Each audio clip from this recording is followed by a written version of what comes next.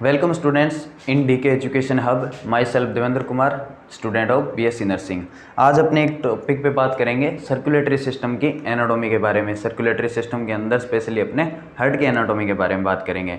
तो उस पे जाने से पहले एक बार मैं एनाटॉमी का एक छोटा सा कोई भी सिस्टम है, उसका कोई भी ऑर्गन है, उसकी स्टडी करते हैं तो उसके लिए किस किस चीज़ पर अपने को स्टडी करनी है, वो एक थोड़ा सा मैंने परफॉर्मा तैयार किया, उसके बारे में मैं आपको बता देता हूँ। जैसे हमने कोई भी ऑर्गन पे स्टडी करनी है तो पहले उसका क्या बताना है, अपने को इंट्रोडक्शन बताना है। इंट्रोडक्शन की वो ऑर्गन क्या है, वो किस चीज़ में काम आ रहा है, किस सिस्टम का वो ऑर्गन है, वो होगी। दूसरी बात अपने को बतानी है उसकी शेप एंड साइज़ के बारे में। शेप यानी वो किस शेप का है, किस आकृति का है, जैसे हेड के बारे में अपने स्टडी करेंगे आगे। और किस साइज़ का है वो, साइज़ के अंदर जैसे उसकी लेंथ हो गई, विड्थ हो गई, और उसकी अगर वॉल वगैरह है तो वॉल की उसकी थिकनेस हो गई। उन तीनों के बारे में अपने स्टडी करेंगे। और तीसरी चीज़ है लोकेशन। अब वो जो ऑर्गन है उसके अपने किसी भी सिस्टम के अंदर स्टडी कर रहे हैं तो वो ऑर्गन सिचुएटेड कहाँ पे है, बॉडी के अंदर कहीं पे सिचुएटेड होगा, वो उसकी लोकेशन बता देंगे। चौथी चीज़ है एक्सटर्नल एंड इंटरनल फीचर्स के बारे में। एक्सटर्नली उसको बाहर से देखने पे कैसा दिखता है वो, उसकी बाहर की लेयर कवरिंग के बारे में बता देंगे।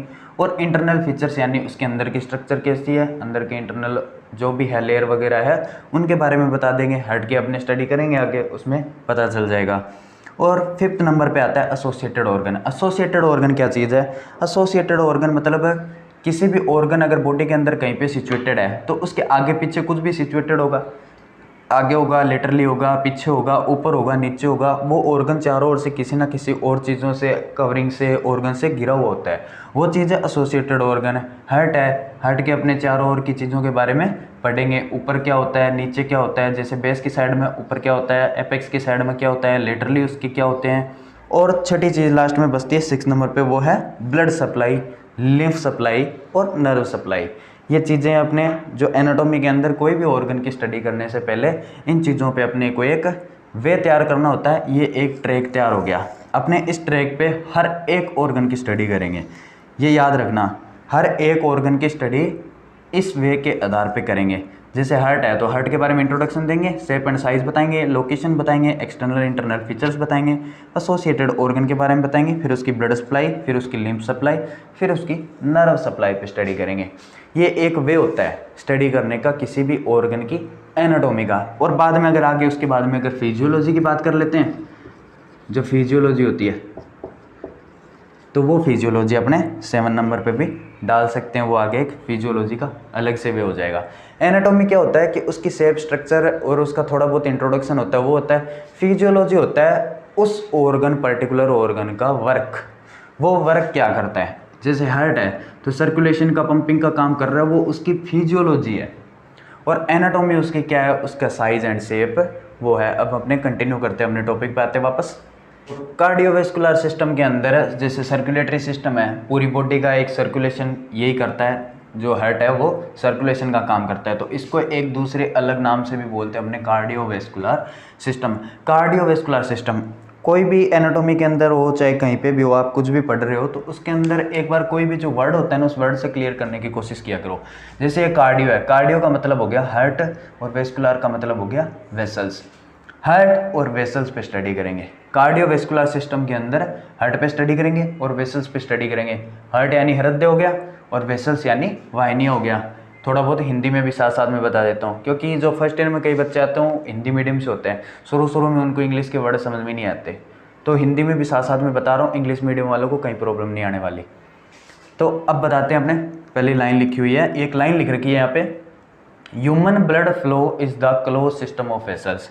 ये जो मानव परिसंचरण तंत्र है ना, जो मानव के अंदर जो ब्लड का फ्लो हो रहा है, वो क्या है, क्लोज सिस्टम है वाहिनियों का। मतलब एक कॉम्पैक्ट, एक जाल बना हुआ है। जैसे ये हार्ट है, यहाँ से बॉडी के अंदर कोई भी टिश्यू के अंदर है, कोई भी सेल कहीं पे भी हो, चाहे कहीं पे भी टिश्यू या सेल जो भी प्रेजेंट है जहाँ पे ब्लड जाता है, बॉडी के XYZ कहीं पे भी, किसी भी लोकेशन पे, चाहे हाथ पे हो, चाहे पैर पे हो, चाहे ब्रेन पे हो, कहीं पे भी ब्लड जा रहा है हार्ट से निकल के और वापस वहीं पे वापस हार्ट के अंदर आ रहा है। तो ये कॉम्पैक्ट एक जाल नहीं हो गया, मतलब वहीं जा रहा है, वहीं से वापस आ रहा है, वहीं जा रहा है, वापस वहीं आ रहा है। ये एक सर्कुलेशन इनका क्या होता है, वो चलता रहता है।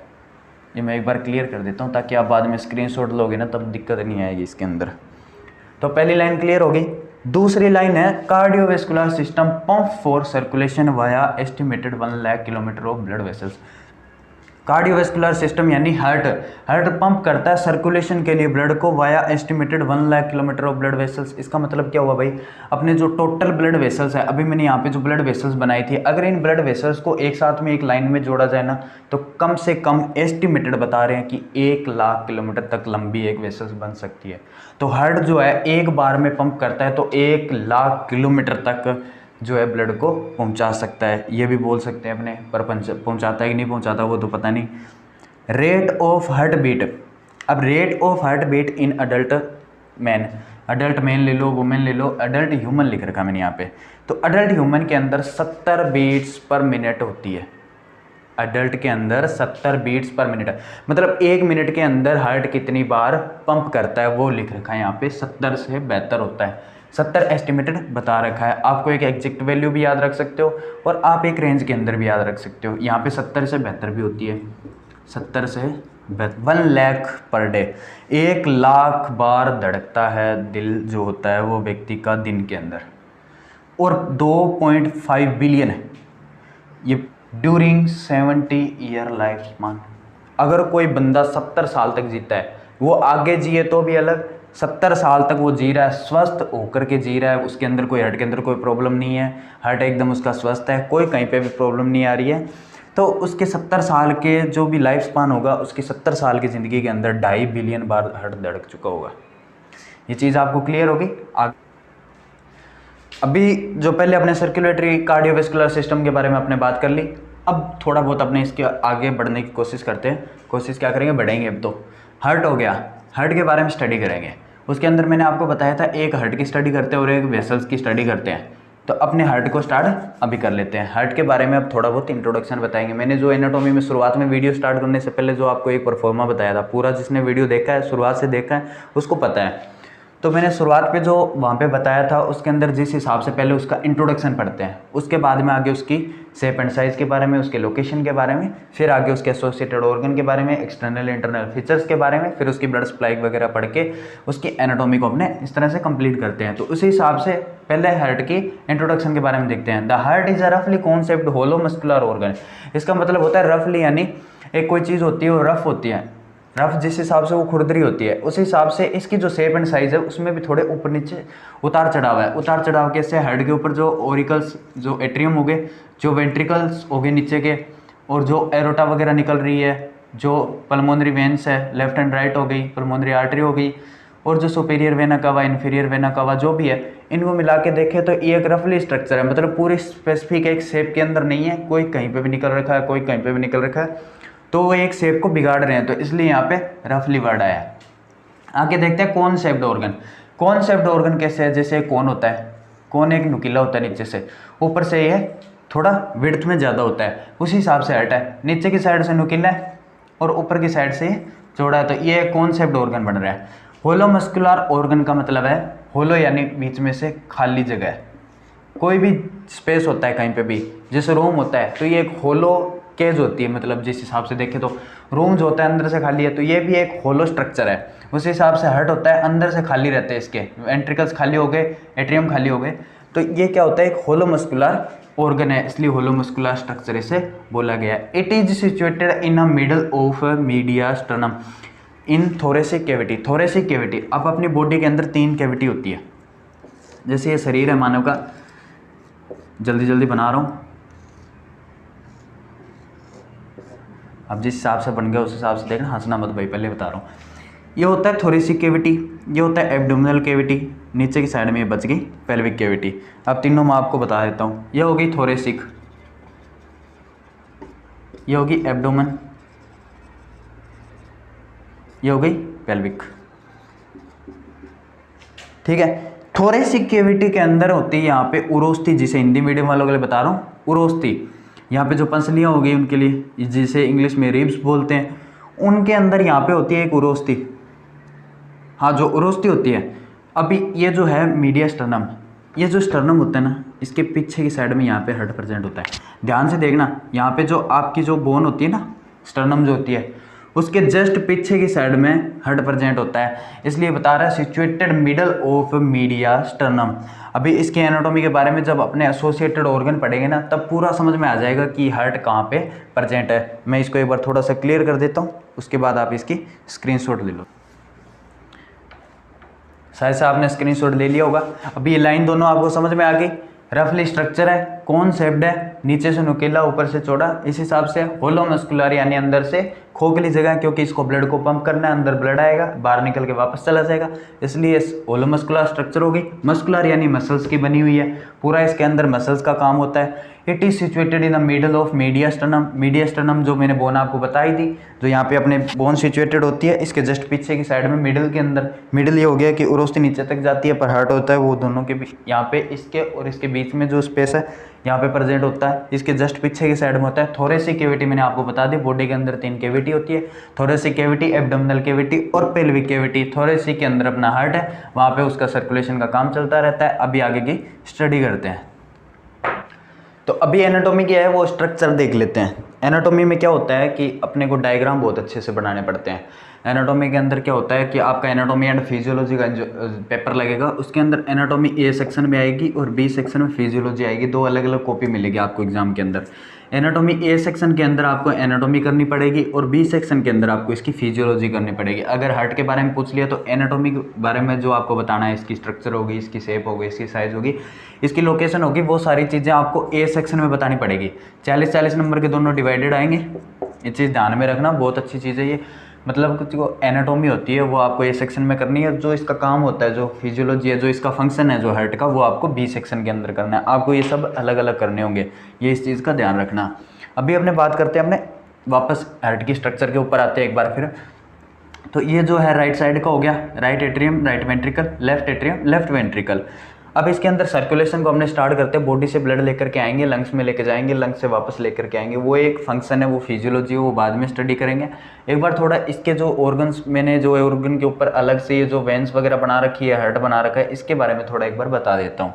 तो ये होती है इन्फीरियर वेना कावा, IVC जिन्हें बोलते हैं। एक शॉर्ट फॉर्म लिख देता हूँ, इन्फीरियर वेना केवा। और ये होती है सुपीरियर वेना केवा, SVC। ये होगी इन्फीरियर वेना केवा और ऊपर वाली हो गई superior vena cava. Superior vena cava क्या करती है, ऊपर का जो ब्रेन का पार्ट का होता है वो ब्लड लेकर के नीचे की तरफ आती है। यहाँ के जो एक्सट्रीमिटीज़ है, अपर एक्सट्रीमिटीज़ है, वहाँ का जो ब्लड है वो सुपीरियर वेना केवा के थ्रू आता है।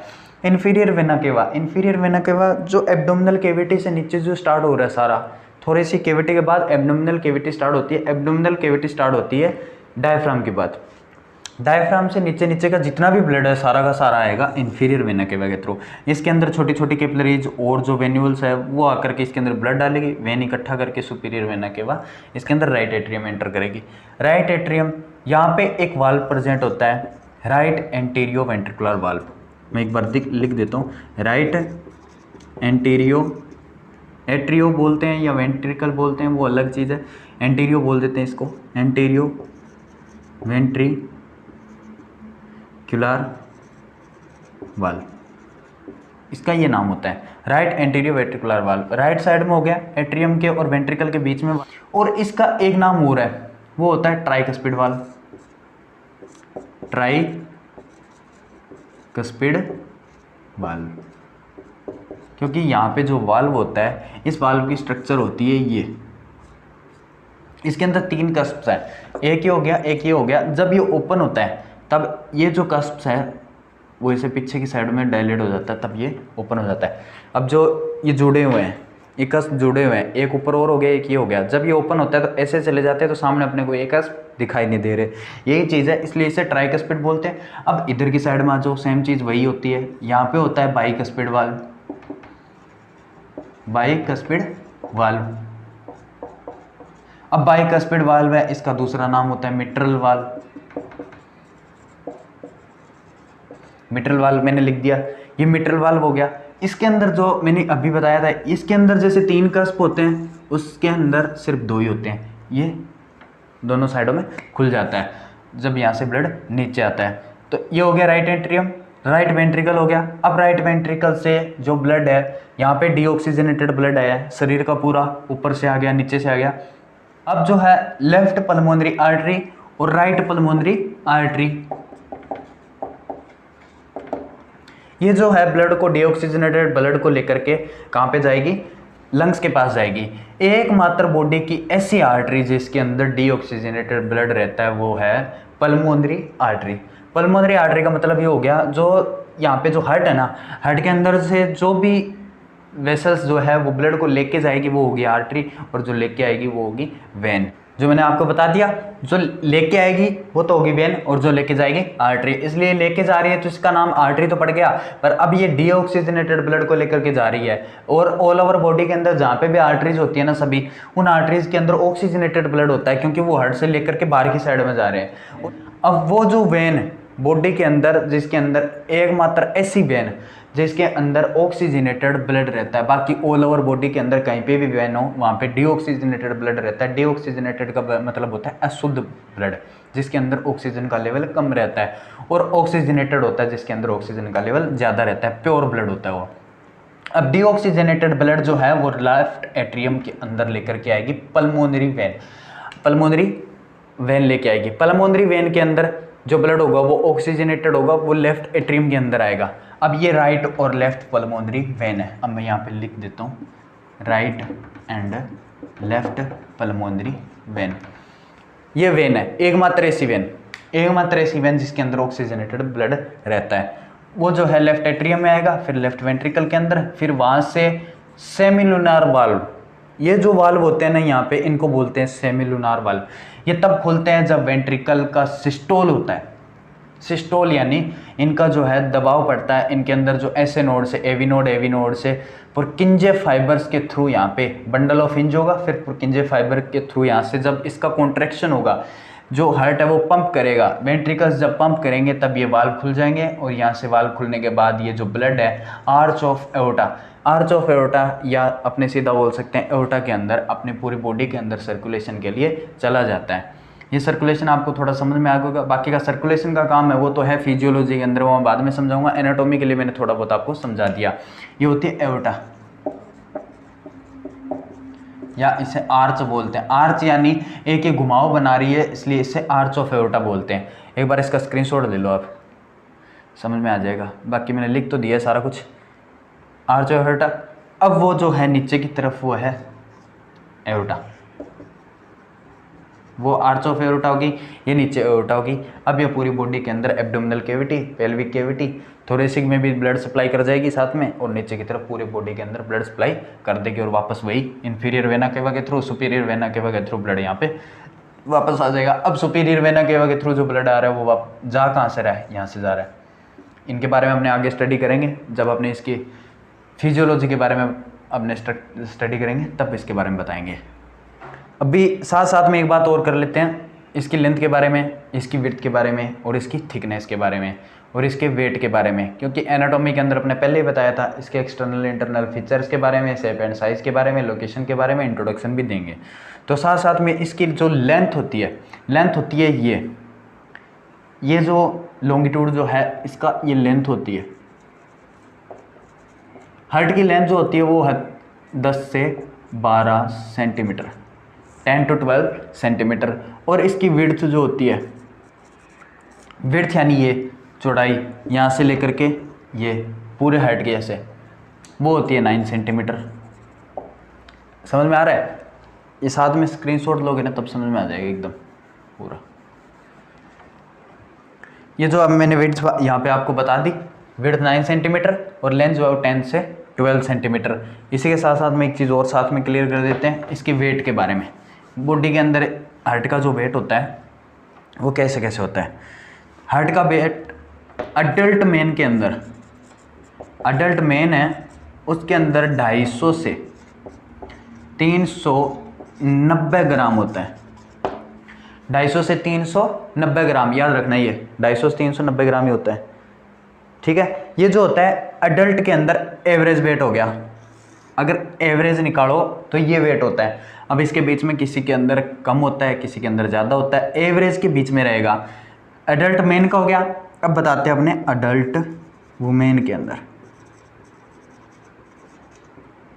अडल्ट वुमेन के अंदर वेट जो होता है वो होता है 200 से 275 ग्राम। अब इनका एवरेज आप निकाल सकते हो, मतलब अलग अलग रहेगा। इसका 300 ग्राम एवरेज रहेगा। अगर किसी के अंदर एवरेज निकालना हो, एक फिक्स वैल्यू निकालनी हो, तो वो होगी 300 ग्राम। और ये 200 से 275 है, इसके अंदर होगी 250 ग्राम। तभी तो कहते हैं ना, मतलब जो आदमी का जिगरा होता है वो बड़ा होता है, पर जिगरा दिल को बोलते हैं, पर रियलिटी में जिगरा होता है वो लीवर होता है। 300 ग्राम ये हो गया अडल्ट मैन के अंदर, और अडल्ट वुमेन के अंदर हो गया 250 ग्राम एवरेज वैल्यू, ये आ गई। हार्ट की एनाटॉमी के बारे में मैंने बता दिया आपको, जैसे इसकी इंट्रोडक्शन के बारे में बता दिया, शेप एंड साइज के बारे में बता दिया मैंने, लोकेशन के बारे में पहले बता चुका हूँ। मीडिया स्टर्नम के पीछे की साइड में ये लोकेटेड रहता है, दोनों लंग्स के बीच में लोकेटेड रहता है, और दोनों लंग्स के बीच में किसी साथ। हार्ट का जो है एसोसिएटेड ऑर्गन की बात कर लेते हैं। एसोसिएटेड ऑर्गन में क्या बात करेंगे, जैसे ये हार्ट है, हार्ट नहीं है, ये दोनों लंग्स हैं, ये राइट लंग्स हो गया और ये लेफ्ट लंग्स हो गया। इन दोनों के बीच में लेफ्ट साइड में थोड़ा सा टिल्ट रहता है हार्ट। मैंने थोड़ा ज़्यादा कर दिया दिखाने के लिए कि शो हो जाए वीडियो में अच्छे से। लेफ्ट साइड में हार्ट जो है टिल्ट रहता है, थोड़ा सा टिल्ट रहेगा। अब इसी वजह से इसके अंदर एक स्ट्रक्चर बनी हुई है, ये जो स्ट्रक्चर दिख रहा है ये एक ग्रो टाइप बन गया, ये एक कोंका बन गया इसका। ये होता है लंग्स के अंदर, हार्ट के लिए कार्डियक नोच बोलते हैं इसे। इसे क्या बोलते हैं, ये जो हार्ट ने बनाया है, ये जो स्ट्रक्चर लंग्स के अंदर बनी है, इसको बोलते हैं कार्डियक NOTCH नोच। कार्डियक नोच यानी वो जो स्ट्रक्चर जो बनी है हार्ट की वजह से, इसलिए उसे कार्डियक नोच बोला है। यहाँ पे लंग्स का जो ये लेफ्ट का लंग्स होता है वो हार्ट की वजह से थोड़ा सा ऊपर की ओर रहता है बजाय राइट के। राइट का लंग होता है वो थोड़ा नीचे रहता है, और लेफ्ट का होता है वो थोड़ा ऊपर रहता है हार्ट की वजह से, और ऊपर से उसके अंदर कार्डियक नोच बन गया। और ये जो आपको लाइन दिख रही है ये होता है शरीर का डायफ्राम, जहाँ से नीचे की साइड में एब्डोमिनल कैविटी स्टार्ट हो जाती है, और डायफ्राम के ऊपर जो होती है वो थोरेसिक कैविटी रहती है। अभी ये दोनों लंग्स के बीच में जो है हार्ट है वो सिचुएटेड रहता है। अभी मैंने शुरुआत में आपको पहले भी बताया था लोकेशन के दौरान कि जो स्टर्नम होती है, स्टर्नम के पीछे की साइड में रहता है, और उरोस्ती जिसे बोलते हैं हिंदी मीडियम वालों के लिए सही है। जो स्टर्नम है ना उसके पीछे की साइड में और लंग्स के दोनों के बीच में ये थोरेसिक कैविटी के अंदर हार्ट है वो थोड़ा सा लेफ्ट साइड में टिल्ट रहता है, और जो ये लेफ्ट लंग्स की ओर ही प्रेजेंट रहता है। 1000 में से एक बंदे के हार्ट जो होता है वो राइट, 1000 में से किसी एक बंदे के, किसी भी एक बंदे के हो सकता है वो हार्ट जो है वो राइट साइड में हो, और वो उसके लिए एक अच्छी चीज़ हो सकती है। तो लेटरली बताते हैं, जो हार्ट जो है वो किसी बंदे में अगर लेफ्ट से राइट साइड में प्रेजेंट है तो उसे बोलते हैं डेक्स्ट्रोकार्डिया। डेक्स्ट्रोकार्डिया ये टर्मिनोलॉजी याद रखना। जिसके अंदर हार्ट जो है वो राइट साइड में होता है उसे बोलते हैं डेक्स्ट्रोकार्डिया, ये याद रखना। एक बार इसका स्क्रीनशॉट ले लो, क्योंकि बीच में बाद में मैं कुछ भी लिख दूंगा ना सही नहीं रहेगा वो। स्क्रीनशॉट ले लिया। अभी ये जो डेक्स्ट्रोकार्डिया है ये मैंने आपको बता दिया, जो हार्ट है वो सभी में लेफ्ट साइड में होता है। 1000 में से एक बंदे के जो है वो राइट साइड में प्रेजेंट रहेगा, उसे बोल देते हैं अपने डेक्स्ट्रोकार्डिया। अब इसके एसोसिएटेड ऑर्गन्स के अंदर आ जाते हैं। अपने एसोसिएटेड ऑर्गन्स की जैसे बात करते हैं तो इन्फीरियरली पहले अपने ले लेते हैं, इन्फीरियरली, दूसरा सुपीरियरली, तीसरा पोस्टीरियरली। मार्कर नहीं चल रहा, क्या हो गया इसको, कोई प्रॉब्लम हो गई इसे। 1 नंबर पे ये बात करें, 2 नंबर पे ये, 3 नंबर पे ये, और 4 नंबर पे लेटरल, और 5 पे एंटीरियर। अभी अपने बात कर लेते हैं एसोसिएटेड ऑर्गन। स्क्रीनशॉट ले लिया। अब भी होता है इन्फीरियरली। इन्फीरियरली क्या होता है, इन्फीरियरली अब जो ऑर्गन है उसके नीचे की साइड में क्या क्या प्रेजेंट है, ध्यान रखना। इन्फीरियरली जो होता है नीचे की साइड में होता है, सुपीरियरली जो होता है ऊपर की साइड में होता है। अब ये जो हार्ट है, हार्ट के नीचे की साइड में क्या प्रेजेंट है, अभी वो देखते हैं। Apex rest on the central tendon of diaphragm. अभी एपेक्स वर्ड कहां से आ गया, एपेक्स वर्ड कहां से आ गया। अब इसके अंदर 2 वर्ड होते हैं, एक होता है एपेक्स, एक होता है बेस। हार्ट का जो बेस होता है, किसी भी चीज का जो बेस होता है अभी ये बोर्ड लगा हुआ है, इसका बेस है, ये जिसके साथ में कनेक्ट हो रखा है, पीछे अगर ये दीवार के साथ में कनेक्ट हो रखा है तो इसका बेस क्या होगा, इसका जो बेस होगा वो क्या होगा, पोस्टीरियर होगा, पीछे की साइड में होगा। और पीछे की साइड में होते हुए क्या होगा, दीवार के साथ में, तो वॉल के साथ में जो कनेक्ट हो रहा है वो एरिया इसका बेस होगा। अब जो हार्ट है, हार्ट का क्या सिस्टम होता है, हार्ट हमेशा उल्टा लटकता रहता है, हार्ट का उल्टा लटकता है, तो ये हेड ऊपर की साइड से जुड़ा हुआ है, एरोटा के साथ में जुड़ गया, सुपीरियर वेना केवा के साथ में जुड़ गया, तो हेड जो है ऊपर की साइड से जुड़ा हुआ है। बाकी मसल्स के साथ में जुड़ा तो है, पर वो हेड जो है ऊपर की साइड में जुड़ा हुआ है, इसलिए इसका बेस जो होता है वो ऊपर होता है। मोस्ट ऑफ चीज़ों का बेस होता है वो नीचे होता है, पर हार्ट का बेस जो होता है वो ऊपर होता है, और नीचे की साइड में इसका एपेक्स हो गया, जो किसी के साथ कनेक्टेड ना हो, वो हो गया। अब इसका apex rest on the central, rest यानी इसके ऊपर ठहरा हुआ रहता है। एक हिसाब से ऐसे सोच लो कि हार्ट जो है डायफ्राम पे सोता है। Tendon of diaphragm, central tendon of diaphragm, central tendon of diaphragm मतलब होता है ये जो डायफ्राम जो है एक मसल्स है। डायफ्राम मतलब सीधा सीधा ये समझो, वहाँ पे अगर इन्फीरियरली नीचे की साइड में देखना हो तो हार्ट है वो डायफ्राम के ऊपर सिचुएटेड होता है, और उसका एपेक्स होता है वो डायफ्राम के ऊपर रेस्टिंग में होता है, ना कि जुड़ा होता है, वहाँ पे कोई काम नहीं कर रहा है उसके साथ में, सिर्फ उसके ऊपर रेस्टिंग है, एक हिसाब से उसके ऊपर स्टे ले रखा उसने। और फिर बात करते हैं सुपीरियरली। अब इसके ऊपर की साइड में चले जाते हैं, साथ ये स्क्रीनशॉट जरूर ले लेना, क्योंकि अभी इतनी देर में मैंने इतना खराब कर दिया, लास्ट में पता नहीं चलेगा क्या क्या था कहाँ पे। तो सुपीरियरली देखते हैं, ऊपर की साइड में, हार्ट के ऊपर की साइड में सुपीरियर वेना केवा। अब जो ऊपर की साइड से जो ब्लड लेकर के आ रही है वो सुपीरियर वेना केवा भी इसके साथ में कनेक्टेड है।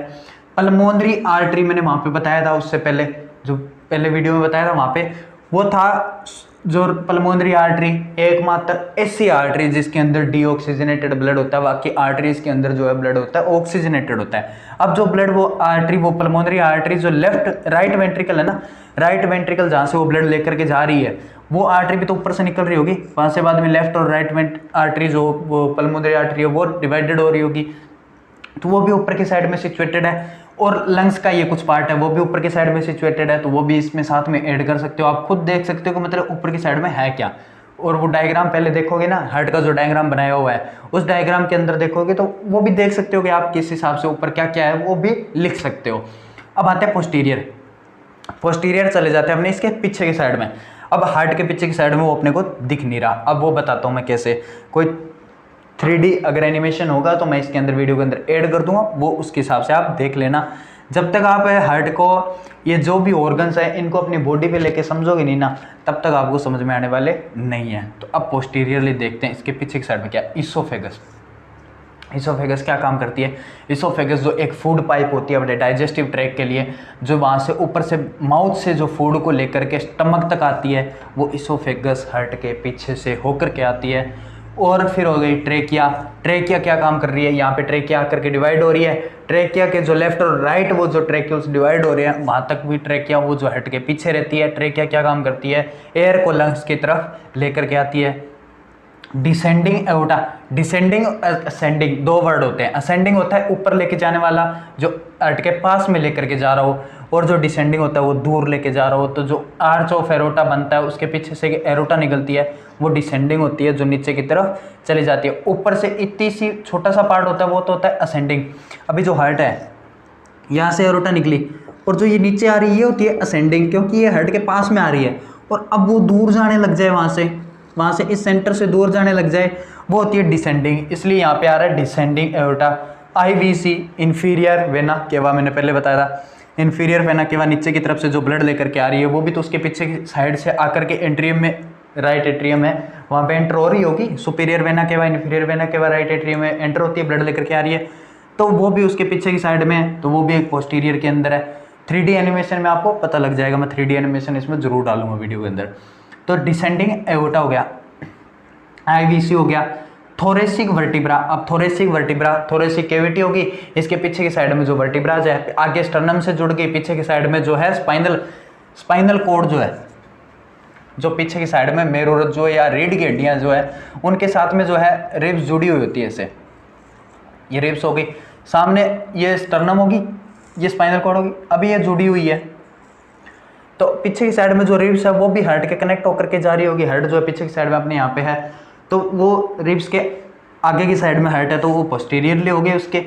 ये चीज़ हो गई। अब आते हैं अपने लेटरली हट के तुम दोनों की साइडों में तुम खुद देख सकते हो। जब तक तुम एनाटॉमी के अंदर कोरिलेट करके नहीं पढ़ोगे ना, ये कौन सा ऑर्गन कहाँ पे है बॉडी के अंदर देख देख के नहीं पढ़ोगे, तब तक आपको समझ में आने वाला नहीं है। ये देखो ध्यान से। अब लेटरली क्या है, लेटरली दोनों लंग्स है, दोनों साइडों में लंग्स हो गए, ये दोनों लंग्स लेटरली हो गए। अब एंटीरियर इसके आगे की तरफ आ जाते हैं, इन्फीरियर अपने नीचे की तरफ पढ़ लिया, सुपीरियर अपने ऊपर की तरफ पढ़ लिया, पोस्टीरियर इसके पीछे चले गए, लेटरली इसके साइडों में आ गए। अब इंटीरियरली आगे की तरफ इसके क्या है, हट के आगे की तरफ स्टर्नम, पहले ही बताया मैंने स्टर्नम के पीछे होता है तो स्टर्नम तो आएगी, रिब्स। अब जो पीछे की साइड में रिब्स है वही रिब्स आगे स्टर्नम के आगे आकर के जुड़ रही है, तो रिब्स भी उसके आगे हो गई। इंटरकोस्टल मसल्स, अब ये क्या है, इंटरकोस्टल मसल्स जो होती है वो रेस्पिरेशन के अंदर हेल्प करती है, जो रिब्स के अंदर प्रेजेंट होती है, जो यहाँ पे रिब्स है उनके बीच में प्रेजेंट रहती है। इंटरकोस्टल मसल्स जो रेस्पिरेटरी सिस्टम के अंदर आपको पूरा पढ़ने के लिए मिलेगा, वो जब रेस्पिरेटरी सिस्टम पढ़ेंगे तब अच्छे से समझ में आ जाएगा। इतनी देर के लिए आप ये समझो कि इंटरकोस्टल मसल्स है वो रिब्स के अंदर प्रेजेंट होती है, रेस्पिरेटरी सिस्टम के अंदर काम करती है, तो वो इंटरकोस्टल मसल्स यहाँ पे प्रेजेंट होती है। ये हो गया इसके एंटीरियरली। अपने थोड़ा सुपरफिशियल पढ़ रहे हैं क्योंकि ये जो क्लासेज है वो मैं इस हिसाब से बना रहा हूँ कि मतलब बच्चे जो होते हैं वो एग्ज़ाम टाइम पे देखते हैं ज़्यादातर। वैसे तो ऑफलाइन वो क्लासेज ले रहे हैं, कॉलेज में जा रहे हैं, कॉलेज से वहाँ पे क्लासेज ले रहे हैं, पर एग्ज़ाम टाइम पे क्या होता है, मतलब जो बर्डन होता है उस टाइम पे एक शॉर्ट फॉर्म में अगर किसी को समझना हो ना तब ये काम आता है, और वैसे भी आप अच्छे से पढ़ सकते हो। अब जो है लेयर ऑफ हार्ट के बारे में बात कर लेते हैं। हार्ट के अंदर 3 लेयर होती है। जो आउटर मोस्ट जो लेयर होती है उसे बोलते हैं पेरिकार्डियम। जो पेरिकार्डियम जो है वो बारी की लेयर होती है, उसे बोलते हैं पेरिकार्डियम, जिसका दूसरा नाम है सीरस पेरिकार्डियम। अब सीरस पेरिकार्डियम क्यों है, ये जो लेयर है ये होती है 2 शेक की, मतलब इसके बीच में डिवाइडेशन प्रेजेंट होता है और ये खुद दो लेयर की एक लेयर बनती है, इसलिए इस सीरस पेरिकार्डियम बोलते हैं। सीरस पेरिकार्डियम इसका जो बाहर का एक शेक हो गया, एक अंदर का शेक हो गया। अब उन दोनों शेक्स के बीच में जो प्रेजेंट होता है वो होता है पेरिकार्डियल फ्लूइड। इसके अंदर पेरिकार्डियल फ्लूइड भरा हुआ होता है। अभी जो बाहर की लेयर है, बाहर की लेयर क्या करेगी, हार्ट को बहुत ज़्यादा प्रोटेक्शन प्रोवाइड करवाएगी। प्रोटेक्शन यानी बाहर के ऑर्गन से कोई इंजरी ना हो, बाहर के ऑर्गन्स के बीच में कोई फ्रिक्शन ना हो, इस वजह से वो प्रोटेक्शन प्रोवाइड करवाने के लिए, कोई शॉक है उसको एब्जॉर्ब करने के लिए, कोई जर्क मूवमेंट ना हो जाए उसके लिए, अगर कोई इंजरी होती है, कोई फॉल होता है, तब उस वजह से उसको हार्ट को प्रोटेक्ट करने के लिए पेरिकार्डियल फ्लूइड प्रेजेंट रहता है उसके अंदर। और ये हार्ट है वो हार्ट के पेरिकार्डियम जो लेयर है वो हार्ट के प्रोटेक्शन का काम करती है मेनली। तो इसके अंदर पेरिकार्डियल फ्लूइड होता है जिसका अमाउंट होता है 5 से 20 ml, जो अलग अलग रहता है, छोटे बच्चे में अलग रहेगा, एडल्ट तक अलग रहेगा। पूरा एक जो लॉन्ग रेंज होती है वो मैंने आपको टोटल बता दी, एवरेज अलग अलग बच्चों के हिसाब से अलग अलग होता है, वो आप देख लेना। जो पेरिकार्डियल फ्लूइड है वो 5 से 20 ml हो गया, ठीक है, पेरिकार्डियम लेयर के अंदर प्रेजेंट हो गया। अब आते हैं मायोकार्डियम, अंदर की साइड में जा रहे हैं, ये बारी की होगी। मायोकार्डियम होती है वो मिडिल लेयर होती है जिसके अंदर हार्ट की ब्लड सप्लाई वगैरह वो चलती रहती है। हार्ट है वो ब्लड सप्लाई वगैरह अपनी जो है वो मायोकार्डियम लेयर को करता है, और हार्ट के कॉन्ट्रैक्शन वगैरह का काम जो होता है वो होता है मायोकार्डियम लेयर के द्वारा। हार्ट का कॉन्ट्रैक्शन होता है ना, कॉन्ट्रैक्शन करवाने का, और एक मसल्स का जो काम होता है वो मायोकार्डियम लेयर करती है। जो हार्ट के अंदर कॉन्ट्रैक्शन होगा वो मायोकार्डियम लेयर करवाएगी। इसी के अंदर जो पुरकिंजे फाइब्रोन्स का जो होता है वो डायलेशन वो होता है, वो फैले हुए होते हैं वहाँ पे। और जो मायोकार्डियम लेयर है वो हार्ट के कॉन्ट्रैक्शन करवाने में बहुत अहम भूमिका निभाती है। और जो नीचे आते हैं फिर आते हैं एंडोकार्डियम। अब इनर साइड में चले गए, इनर मोस्ट लेयर जो है वो होती है एंडोकार्डियम। एंडोकार्डियम लेयर जो होती है वो ब्लड कैपिलरीज के साथ में कंटिन्यूस रहती है, और जो एंडोकार्डियम वो इनर मोस्ट लेयर होगी। और ये जो है वो वाल्व जो होते हैं हार्ट के अंदर, जो वाल्व होते हैं, जो मैंने अभी पहले बताया था वीडियो के अंदर, वो मिट्रल वाल्व हो गया, और ट्राइकस्पिड वाल्व जो इस साइड में, जो राइट साइड में होता है वो ट्राइकस्पिड वाल्व होता है, और लेफ्ट साइड में होता है मिट्रल वाल्व या बाइकस्पिड वाल्व बोलते हैं, जिसे एंटीरियो वेंट्रिकुलर वाल्व भी बोला जाता है। जो राइट साइड में वो राइट एंटीरियो वेंट्रिकुलर और लेफ्ट साइड में वो लेफ्ट एंटीरियो वेंट्रिकुलर वाल्व होते हैं। वो वाल्व जो होते हैं वो इसी के साथ की मसल से बने हुए होते हैं। एंडोकार्डियम लेयर होती है वो उनके साथ में इन्वॉल्व रहती है, और इनके अंदर भी छोटी छोटी ब्लड कैपिलरीज है, वो ब्लड कैपिलरीज जो है इनके साथ में भी कांटेक्ट में रहती है। ये होगी एंडोकार्डियम लेयर। हार्ट की 3 लेयर के बारे में आपने स्टडी कर ली है। बाकी का हार्ट का जो है वो फिजियोलॉजी का वो नेक्स्ट वीडियो में रहेगा। उसका जो नेक्स्ट वीडियो वो आप आगे सर्च करके अगर फिजियोलॉजी पढ़ना है उसके अंदर देख सकते हो। ये सिर्फ एनाटॉमी थी, वो यहाँ पे कंप्लीट हो चुकी है। Thank you, bye bye, take care. और अगर इसमें ये नॉलेजेबल वीडियो अच्छा लगा है और अगर आप आगे भी एनाटॉमी और फिजियोलॉजी के बारे में स्टडी करना चाहते हो और आप ये वीडियो पहली बार देख रहे हैं, आपने अभी तक सब्सक्राइब भी नहीं किया है, तो चैनल को सब्सक्राइब जरूर कर लेना और वीडियो को लाइक भी कर देना, ताकि मुझे भी मोटिवेशन मिलता रहे और आपको इसी तरह से अच्छे अच्छे वीडियो लाता रहूँ। पूरी एनाटॉमी इसके अंदर अपने कंप्लीट करवाएंगे और फिजियोलॉजी भी कंप्लीट करवाएंगे। आगे आगे जैसे जैसे सब्जेक्ट्स में हम जाएंगे वैसे वैसे सब्जेक्ट्स भी सारे कंप्लीट करवाएंगे। Thank you, bye bye, take care.